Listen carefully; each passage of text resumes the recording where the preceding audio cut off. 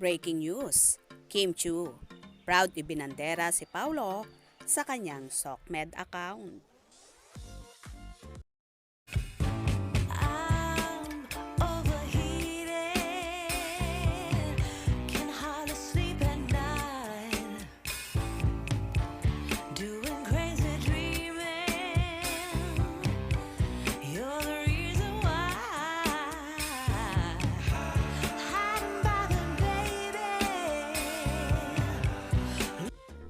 Marami nga ang natuwa na Kim Pao fans sa ginawang recap posting ni Kim Chiu na ibinahagi niya sa kanyang Instagram.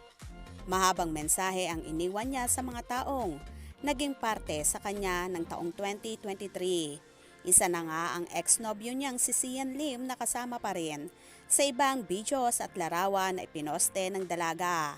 Marami rin namang Kimsi fans ang nalungkot at sinasabing kahit nagkahiwalay na ang lovebirds, ay isinali pa rin talaga ni Kimi ang ex-nobyo sa naturang video at mga larawan na yon, kung saan lalo nilang hinangaan ang dalaga sa pagiging matured nito.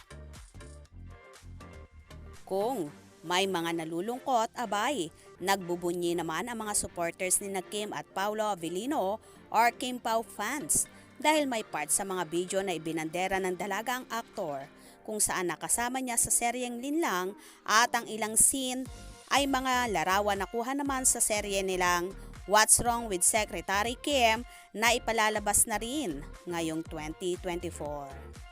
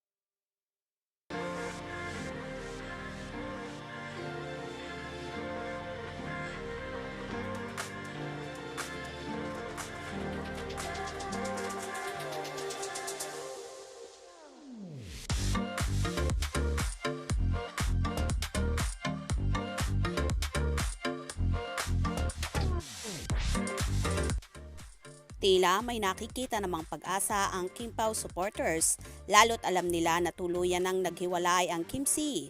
Kaya naman patuloy nilang pinaiinit at pinaiingay ang tambalang Kim Pao na humihiling sila na sana raw sa bandang huli ay sila ang magkatuluyan sa totoong buhay. Dahil hindi lang daw sa camera malakas ang chemistry ng dalawa, kundi sa totoong buhay na rin. Ouch! Paano naman kaya ang kapamilya star na si Janine Gutierrez na napapabalitang nagkabalikan na ulit sila ni Paulo? Well, tingnan na lang natin kung sino ang mananaig sa dalawa. Basta maging happy na lang muna tayo kung anong merong kilig factor na maibibigay ang Kim Pao tandem.